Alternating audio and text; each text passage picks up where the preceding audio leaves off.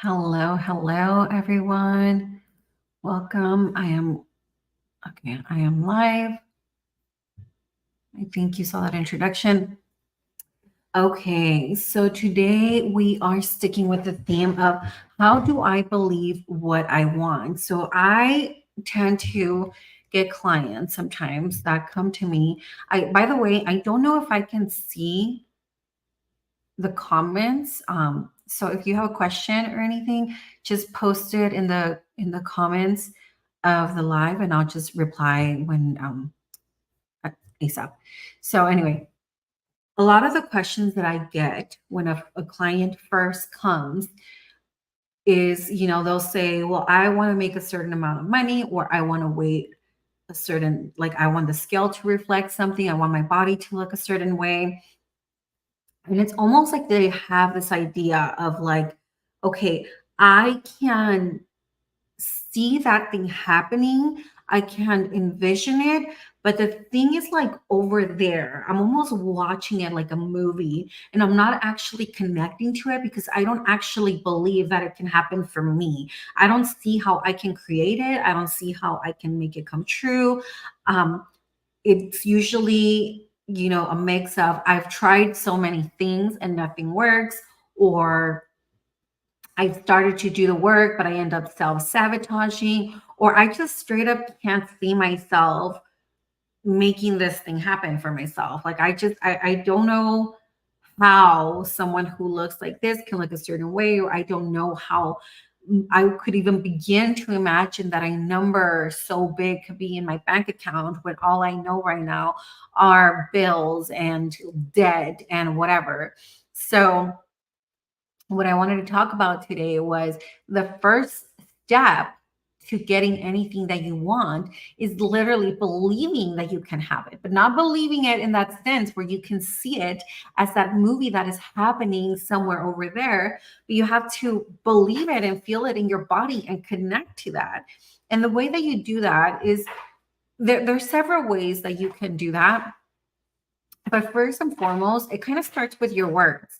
So if you're seeing things like it, sometimes we tend to overgeneralize things and we'll say things like, okay, it is possible for me. I believe that it can happen. I know I can do it. And meanwhile, your subconscious is like, you're full of it. You're full of BS, right? It's like, no, stop. What are you doing? You're humiliating yourself. You're embarrassing yourself. Um, so if that doesn't work with you, if like these like vanilla phrases don't work for you, then don't use them because that's not going to do anything for you, and it is going to be a waste of time, and you are going to end up feeling bad about yourself because that's not how it works. If you want something to be compelling to your mind, then you need to get to know your own mind. You need to stop. The reason why a lot of coaches and therapists and whatever, when we talk, we generalize because in a sense, we don't really know who we're talking to, right? In a sense, we're speaking to a screen. I'm speaking to a screen right now. So I can't say, like, hey, Jennifer over here has a very specific situation and let me speak to it. There are ways that you can do that, but it's never going to be as personalized as if I'm talking to you face to face. But you talk to yourself face to face. You look at yourself in the mirror. You spend all your time with yourself. So you need to get to know yourself. You need to take what someone else says on the internet and you need to figure out, how does this apply to me? Why does it matter to me? How can I make it mean something to myself so that I can actually put it to good use? So if for you saying like, okay, I believe that this can work for me is not, doesn't feel exciting for your mind, then you need to switch the words. You need to say something like, or be specific. Ugh, excuse me. You need to be specific. You need to say something like, "Okay, I'm excited to see what I can do with this," or like, I know I've been holding myself back, but I think there's a way that I can actually make this work. And then you just, instead of saying like, "I'm going to make $1 million," you say, "I'm going to make $100," or $1,877, or 5,000, 2,300, like whatever. Pick something specific to your mind that feels exciting and that you can connect to, but only you know that. Only you know what works for your mind and what excites your mind. And none of the affirmations that you ever tell yourself are ever going to work unless they feel exciting to your mind. Not exciting to your conscious mind, though, right? Because if you say, like, oh my gosh, I'm going to make $1 million. But if you're super disconnected from that, because you're using your conscious mind and your subconscious is like, no, you're not, then that's a different issue. You need to be able to believe in it with your heart. And sometimes we are so down on ourselves, or we have like such little evidence that we've been able to grasp, that sometimes we just have to like go in little baby steps, right? Like I said, if you need to start off with $100, if you need to start out by saying, I'm going to lose 3 pounds instead of the like 50 pounds you need to lose, then you do that. And then you keep working that. You keep repeating that. If you know how to lose 3 pounds, you know how to lose 50 pounds. You keep repeating the process. And even if it does get harder with time, subconscious will lead you to the places or to the people that you need to know in order for you to believe that you can keep going. But all that to say that everything starts with your subconscious beliefs. Everything gets filtered through your subconscious. I cannot tell you how many times I've had a client come in saying, I want this, and that.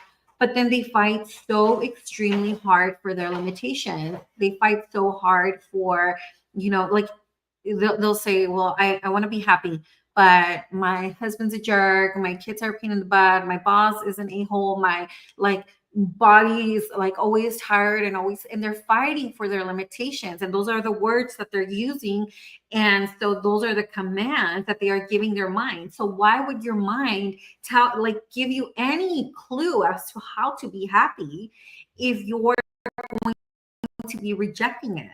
Right? It's like when people say, I have no friends, or I don't have anyone that loves me. But anytime that someone gives them a compliment or tries to do something nice for them, they're like, no, that's not true. That like, no, I don't believe in that. I can't, like, no, I reject it. And then people they stop inviting them to things, they stop giving them compliments, and so that reaffirms that belief that they are not good enough, or that they have no friends, because they're doing that to themselves. You If you realize how powerful you really are, you're extremely powerful. Every thought that you have every single day, which most people think the same exact thoughts almost every single day, that's literally what is creating your entire life. If you keep complaining in your mind about your husband or your children or your life or your work or your career or your body, then you're telling your mind, like, hey, do this for me. This is what I need to survive. I need to be on guard about this. I need to feel excited about this. I need to feel safe around this. This is how I need to experience life. And your mind is like a genie. So it's your words are its literal command. So that's what it does. But here's the thing, when you are using those words, you're putting a lot of emotion into them. You feel them, you believe them. You're like, this world is like awful, or this world is phenomenal, or whatever it is. And then your mind is really like, okay, I'll do it. But you can't trick it. You can't all of a sudden say, like, okay, you can't be listening to this conversation saying, okay, I understand this on a conscious level. Let me fix that. So you start saying, like, I have $1 million. I feel great. I have a lot of money in the bank account, because you're trying to manipulate a situation with your conscious mind, and you can't fake energy. So it's not going to work. You need to have the same belief system, the same feelings that you put into the things that you don't want, into the things that you do want, so that those things can start showing up, like producing the fruit of that labor into your reality, right, into your real life. And the way that you do that, so again, it starts with your words, the words that you speak to yourself, with your feelings, your emotions, right? You need to do whatever you need to do to feel better. You need to have your dance parties, you need to go to church, you need to connect with a friend. You need to do something that makes you feel uncomfortable. You need to go walk around the park or do something that just in your body it feels good so that you can raise like that vibration of your emotions. And when you repeat that over and over and over, that creates your beliefs, right? So first you create your beliefs and then they create you. First you create your thoughts and then they create you, right? You start off with your conscious mind by saying, this is what I want, this is what I'm noticing, this is what I desire. And then with time, you start to all of that becomes a blueprint of your inner beliefs, and that is what runs your life out in the world. So to answer the question, how do I believe what I want? Well, first you need to get really crystal clear on what it is you want. Stop wobbling around. Stop saying, I want an extra 20, $30,000 a month, but then as the month goes on, you're like, oh, I don't know if I can do that. Like maybe I can make an extra 10, maybe an extra five, maybe an extra dollar. Like stop wobbling, pick a desire that you truly want, not with your conscious mind, but with your heart. Pick something that feels really bright to your soul. Stop focusing on what other people have that is seemingly making them happy, and stop trying to mimic someone else's happiness. Go inward, figure out with your own soul what makes me happy, what do I want, figure that out, and then stick to that. And then start using your thoughts to say, I can get that. Use your thoughts and your emotions in a way that feels truly in alignment to you, to really start to say, like, ooh, and test it. It takes some testing around, right? Like, does this feel right? Does this feel like BS to my mind? If something makes you like sit up and get excited and almost like gives you that feeling of like, okay, I need to go do something because I just made myself excited, then that's how you know you are saying the right affirmation. But if something just feels like, oh, let me write this down, like, I don't know, like, maybe I'll put some stickies around so that I can consciously be reminding myself, that might not be the right thing. I'm not saying that it won't work. It could. I've seen it work sometimes, but you want to go for the emotions. You want to go for what feels a true alignment.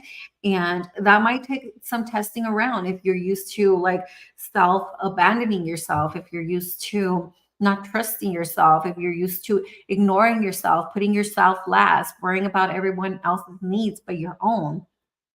So if you start with yourself and take that moment, a few moments a day to say like, okay, this feels good to me. And then once you have that, you run with that. You say like, okay, I feel excited about this thing. And then the more you repeat that through repetition, your mind is going to get the hint of like, oh, this is what she wants.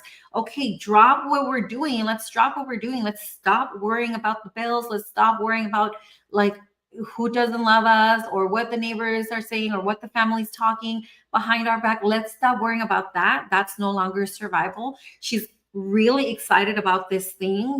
She really wants to go to Paris. She really wants to go to Bali for like a summer, or she really wants to take her kids to Disney World or whatever.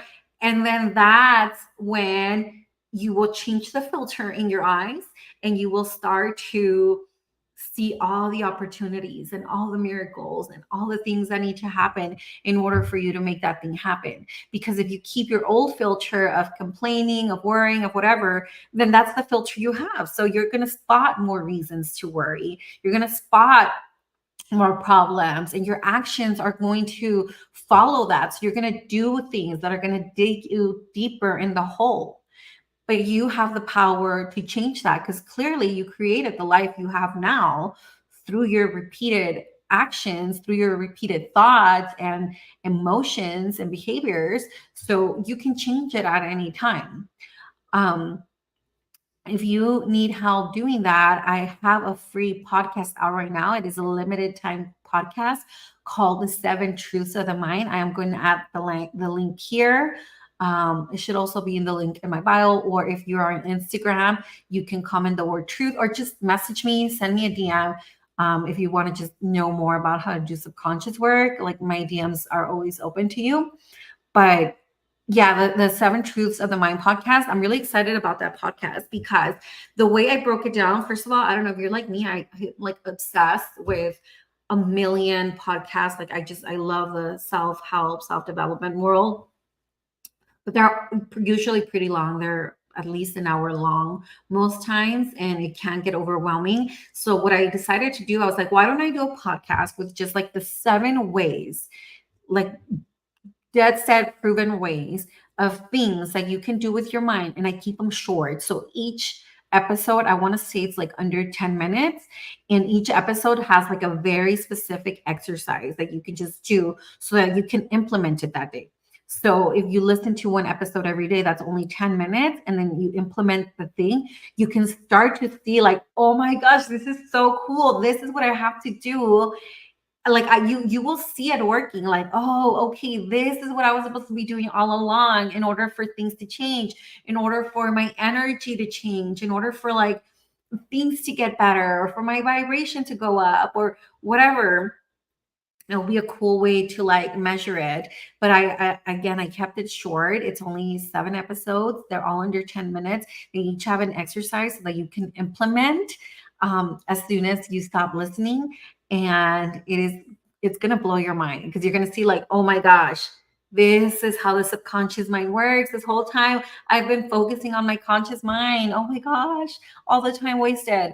No, it's not time wasted because actually, once you have all this conscious knowledge, and once you clear your stuff subconsciously, things just happen like that much faster. So it's actually not always the time.